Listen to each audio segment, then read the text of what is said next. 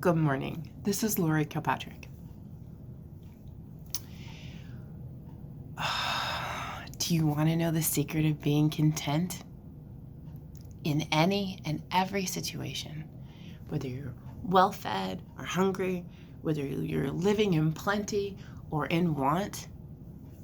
Did you know that's a verse out of the Bible? Do you want to know the secret of being content? I used to say, why don't we lead with that as Christians?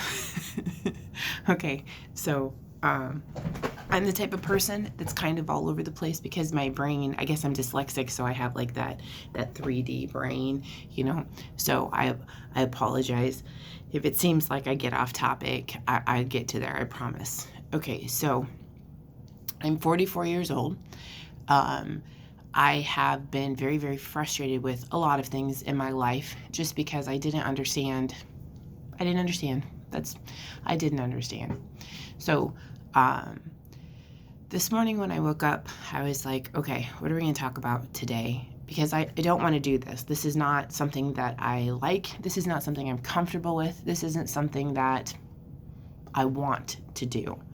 But I understand things by talking them out.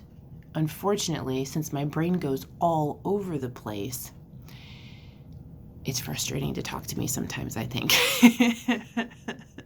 So today, when I woke up, I was like, oh my gosh. So I started doing some stretches. I used to do the same thing every morning, same thing every morning, same thing every morning. And I'm not a fan of reels. I feel like they suck your life out. The scroll. And I know it got bad because I was standing there talking to somebody and I went like this with my phone. It's not funny, but it kind of is. Where I was like, I don't really want to hear what they have to say. Let's go on to the next thing.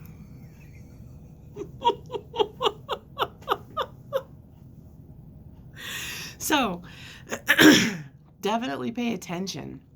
We got to pay attention to what we're doing and where we're putting our time and our energy for sure, and then go from there. And I think that all of these things are just tools. They're just tools. They're not good. They're not bad. They just are. And then we get to choose whether we use them to waste our life or if we choose them to grow our life. So I run across some really neat people. The posture guy, there's a Dr. David something. There's like 4 different physical therapists. Knees Over Toes is definitely one of them that is amazing.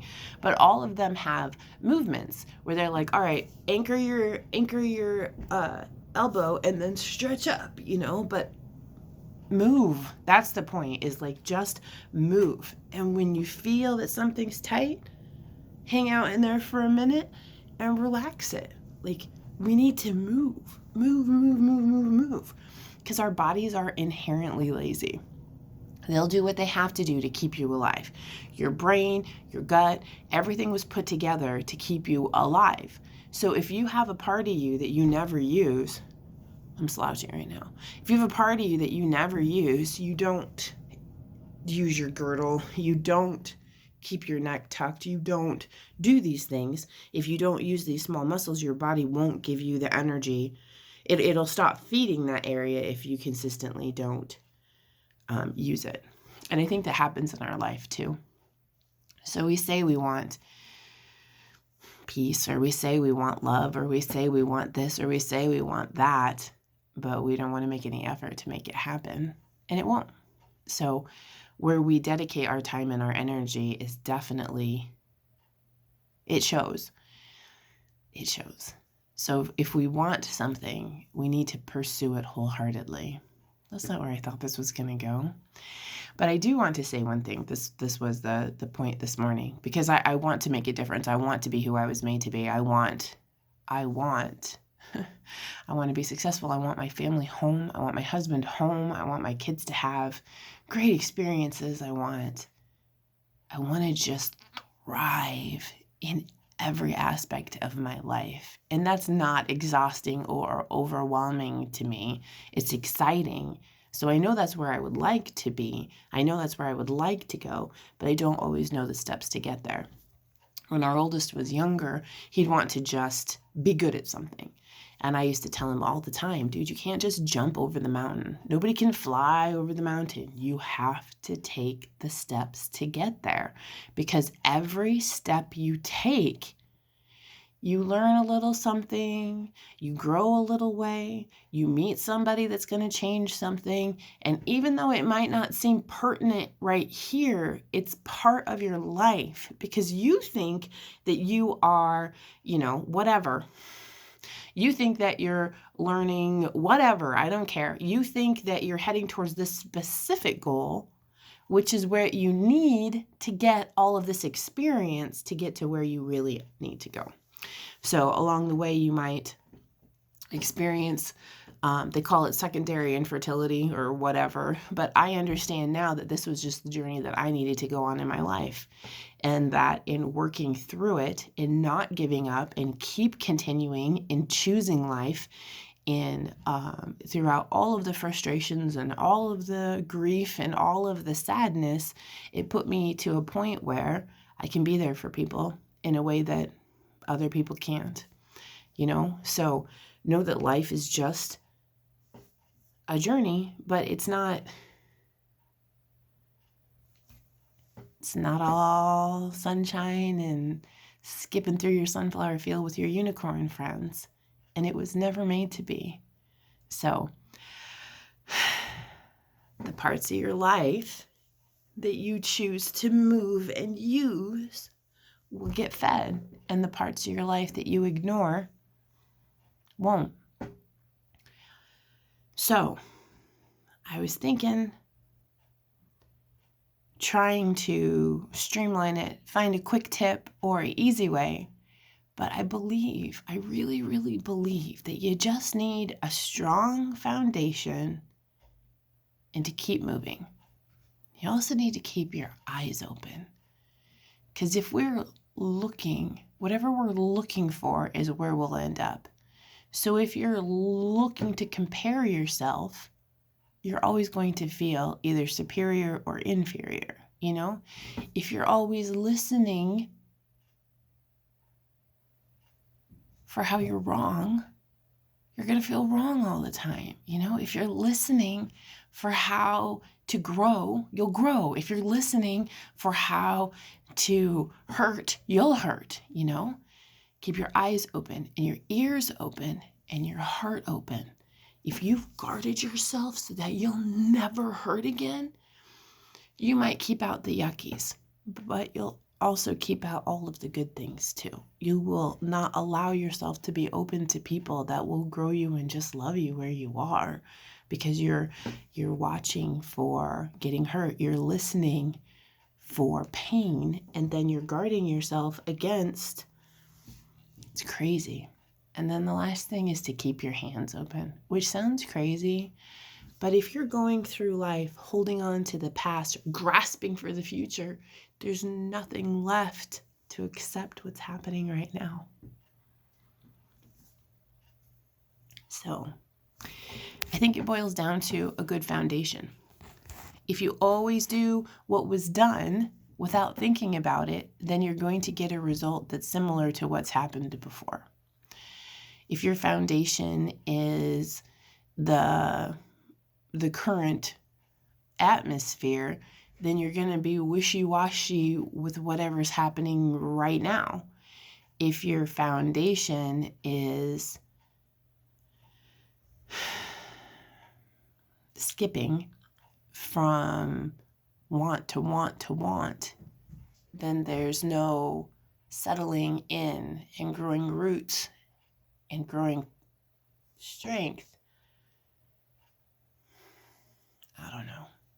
And I honestly believe that the world needs rivers, and the world needs stepping stones, and the world needs trees. And I don't know which one you are or what you're supposed to be, but I do know that there will be an ache inside of you when you are not doing what you need to be doing, and there's a joy inside of you when you are.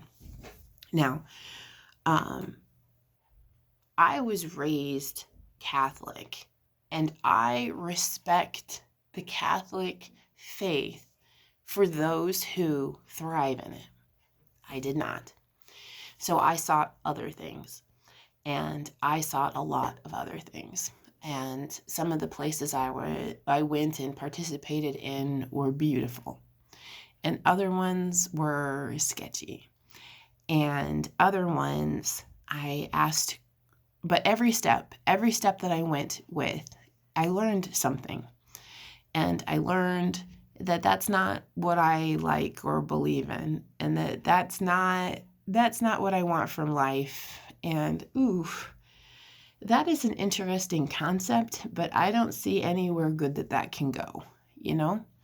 So I sought truth, and I just wanted to know what was true, what was foundational, and what was truth.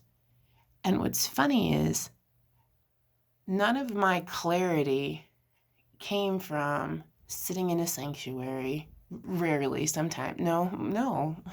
None of my clarity came from sitting in a sanctuary or a Bible study or a ritual or anything. Not like bad ones, just communing with nature type of a thing. Not I'm very, very PG. And then there's another thing where I try to anticipate everything, but you can't possibly anticipate what other ones are thinking. So trying to find what is true, bottom line, I had to face me. I had to talk to me. I had to listen. And the moments of my deepest despair or depression, those moments where I was at my lowest, I just asked for help. And I got it. And I didn't understand it the first time or the second time or the third time, but it definitely helped me through that moment. The first time it was like a temporary use that I held on to for too long. Think of it like an anchor bolt when you're doing rock climbing. An anchor bolt's decent. Shove it into a crack to anchor you so that you can go where you're going. But if you take that anchor bolt and you put it in your pocket and carry it around, it's going to bruise up your hip. That's going to hurt. That's a temporary thing to get you through. And while I didn't know the difference between those things. So I don't know if you've ever heard of a toolbox. If you have a toolbox, then that needs to go into your toolbox. That doesn't need to be something that you keep on your person all the time. That needs to go into your toolbox so you have access to it when you're put into those situations.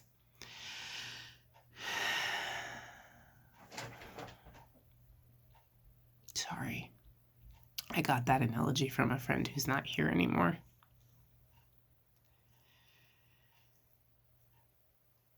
And our toolbox gets filled with our experiences and how we get through them. And sometimes our tools come after we really, really screw up a situation. We realize, hammer was not the best option right there. We really just needed a screwdriver, Listen, sarcasm has its place, but it's a temporary stopgap to get you out of a situation. It shouldn't be something that we use in everyday conversation. Seeing people who they are and loving them where they are two different things. We can see people where they are and then use that against them to slice them up. Or we can recognize that we are all people struggling, and that out of the abundance of the heart, the mouth speaks. So if I am being cutting with my words, it's because I feel tore up inside.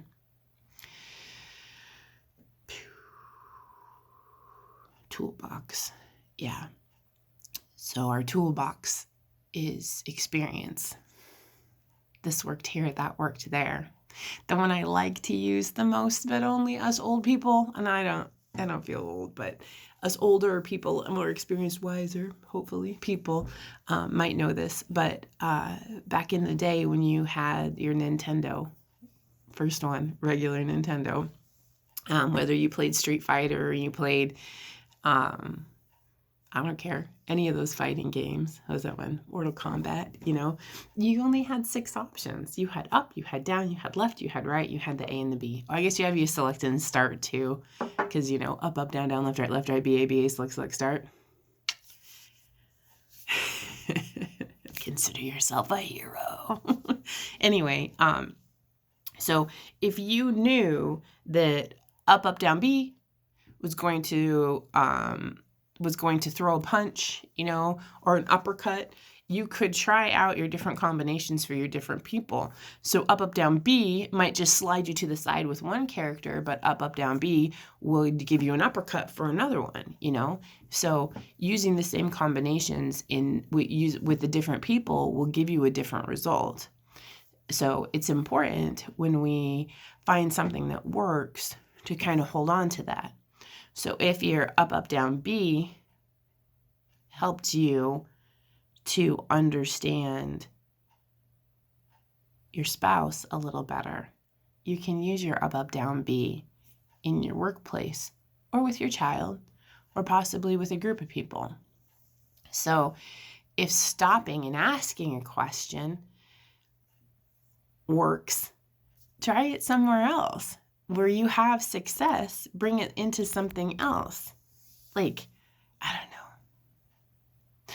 Oh, for example, I love to chat, right? Chatting is my favorite, but I'm not good at small talk. I suck at small talk. It's not my thing. This is pretty much how I talk anytime I meet people, and some people don't want to get serious, and that's fine. But one of the things I've learned along the way is to ask open-ended questions.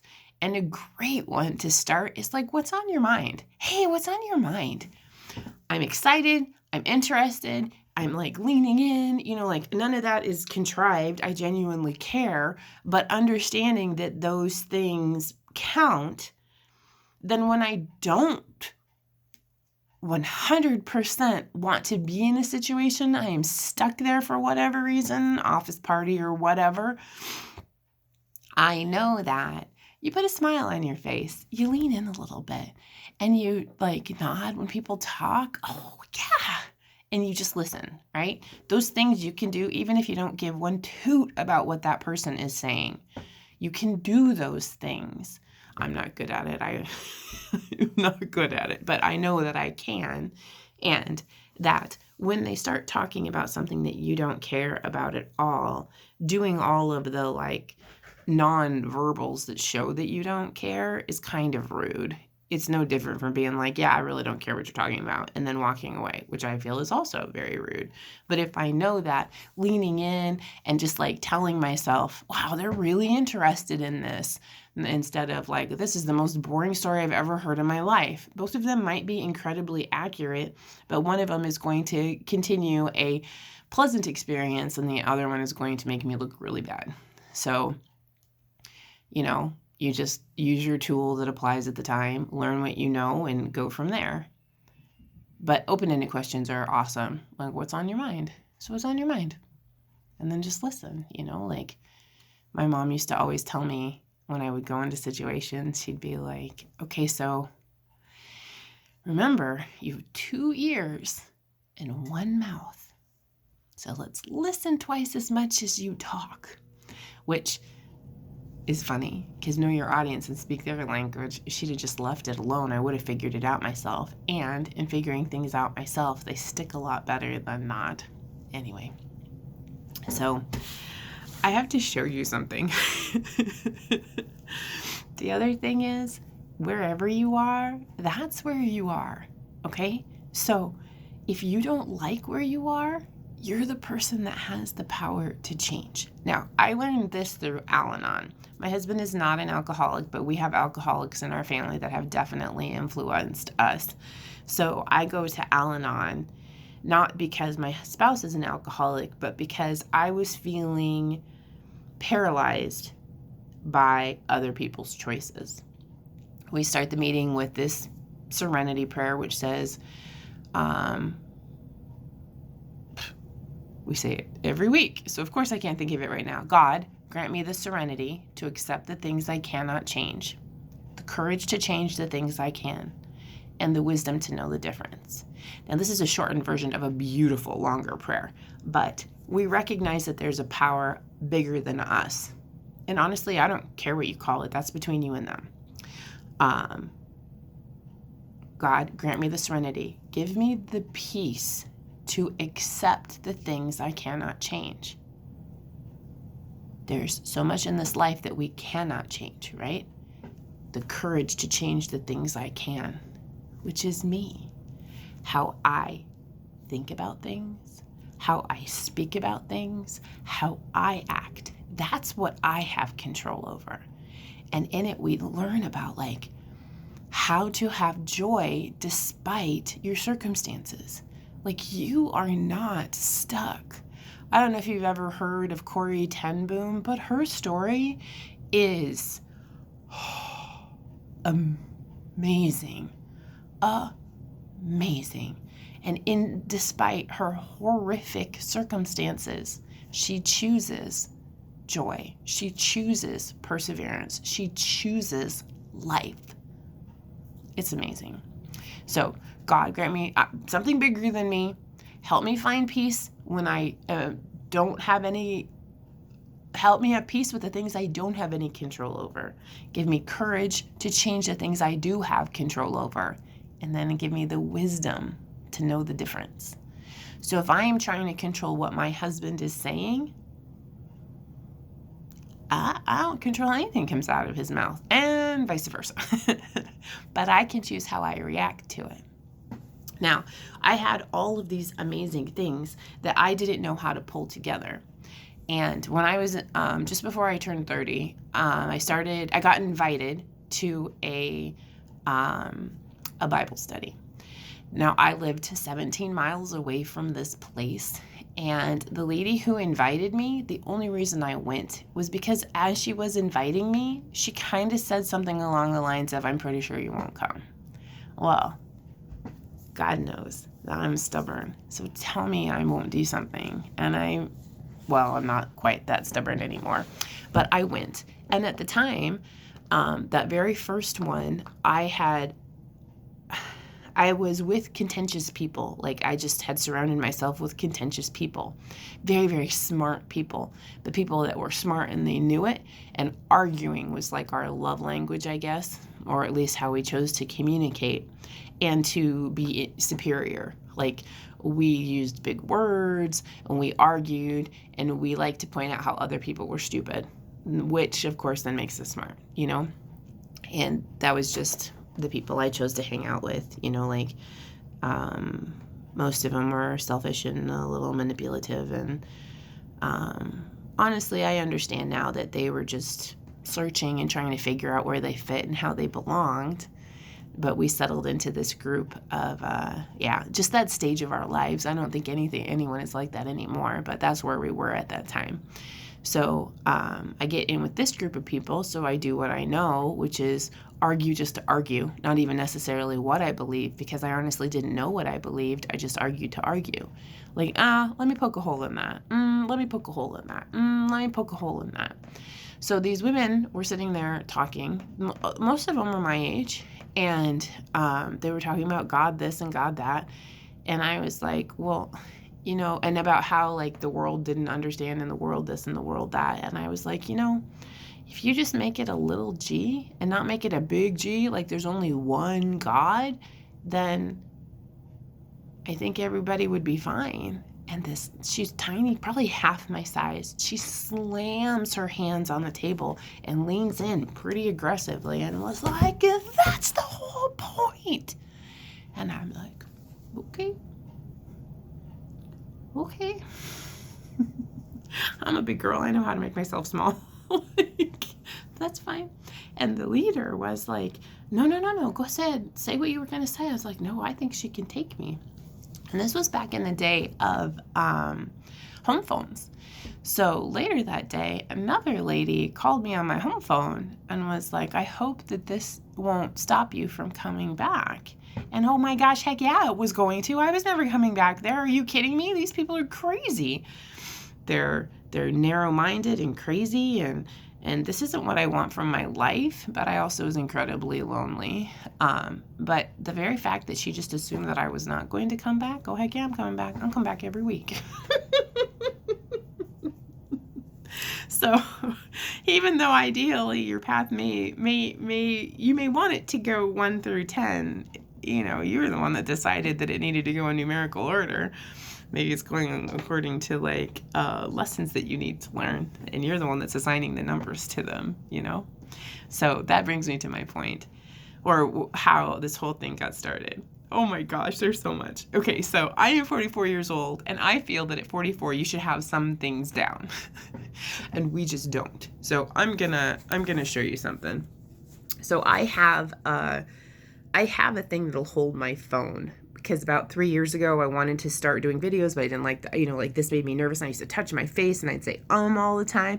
So I started watching people to see the ones that I liked. They were the ones that looked like they were looking at me and were talking to me and not to themselves, and they weren't constantly doing whatever. I like the ones that talked to me the way I'm talking to you. But anyway, so I got this holder, and it held here. I had one downstairs that hooked onto the doorknob, so I could practice and do all of that. Well, I keep it in the drawer, but the last time I used it, I can't remember. Oh, we were doing a video. Well, anyway, I was practicing because I feel like I should know more about social media, so I made a reel and I didn't put it away. I have a 2-year-old and a 5-year-old, and it's somewhere. So I couldn't find it. So normally, 5 years ago, maybe even 3 years ago, let's be honest here, that would have stopped me, and I would have spent my whole morning going around and trying to find that and not getting these things out. And then they would just occupy my head for the rest of the day. So I kind of handicap myself first thing in the morning. The other thing is, I feel at this point that I should be able to have a clean house. And I know that you micro clean throughout the day. Oh, sorry. I've heard, I don't know how to apply. If you micro clean throughout the day, then everything can be put away. But you also have to have a home for everything. And we traveled so much, and I was things are kind of chaotic. You can tell, the state of my house is the state of my being. It just is. But anyway, so normally this would have handicapped me. I would have allowed this to trip me to where I couldn't get it out of my head. So, hi. These were things that were on my table. As you can see, there's lots of stuff on my table. But I started with this one, but it was too tall. So then I put this one, but it was too low. And then this book was just sitting there perfectly. And it just brought me to this Bible verse. Sorry, I do the Bible. That's my foundation. That says all things work together for good for those who love God and are called according to his purpose. So I could be upset with myself for not putting my thing away. I could be upset with myself for not keeping the table cleared off, or not taking the time to clear the table off last night, even though we all went to bed at 8 o'clock last night because I was tired. I was exhausted. Or I could be grateful that all of the pieces that I needed were here. I know where all of them go. As soon as I shut this off, I will put all those away. But what if my son set this book on the table on his way by? Not because he didn't put it away or doesn't care, but because God knew that I needed just that much more height for this morning. Isn't that a much more beautiful way to look at the world? I tried this, and I tried that, and I tried the other, and nothing had longevity. And I don't feel like any of it was a waste, because I think, kind of like a scientist, finding out what does and doesn't work is just as important sometimes as finding out what does work. I mean, if you hit it first time out the chute, yay, good for you. But that's not how my brain works or how my life works. But I also believe that every step of the way, it wasn't just about what I thought it was about. There was a deeper lesson and an amazing tool every step of the way.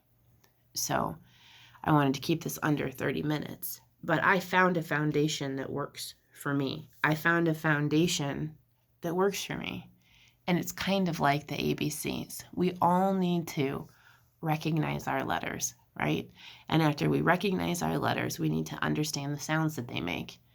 And once you know those two things, the sky's the limit. Now, we do get a little technical stuff with our blends and understanding just some memorization words that just don't make any sense, like one, one, like just knowing and understanding how sometimes these things don't make sense, but they just are, So I feel the same way about my foundation, learning the foundation, learning the letters, learning the sounds, and then along the way, we just continue to learn. You run across a new word, you run across a new concept, you see how it fits into your life. Does it fit into your life? Does it not fit into your life? Well, what's the foundation of this? Like sometimes learning that a word is French helps you to figure out how to pronounce it and or spell it. And spell it. And sometimes learning the history of something helps you to know how it applies to your life. And the part that just blows me away is sometimes learning why people don't like something is exactly what you need to figure out how it's going to help you in your life. So, while I would like to tell you, this is this and that is that, the truth of the matter is that your life is beautiful and unique and vital, necessary for life. And you on your path, figuring out your steps, it's not getting to here that counts. It's a nice goal. And I'm glad you're here. But along the way, there were tips and tricks and hints along the way to get you here, Oh my gosh. Going back to the video games, even though I don't play video games anymore, our oldest would he would just get through it, right? Just get through it. Like there was this series of Lego ones, right? And along the way, if you paid attention, there were these little, like we'll do the Indiana Jones ones. There were these little treasure chests that if you would explore the whole level, you would not only have to learn skills to access these bonus things. When you got all of the bonus things, you would get extra prizes. Essentially, you would open up more Lego heads, you would get more things, you would have more whatever. So he would just run through and be done, and I'd be like, oh, what's that? Like there'd be like a little shiny thing to show you that there was something over here. And if you just want to run through your level and get through it,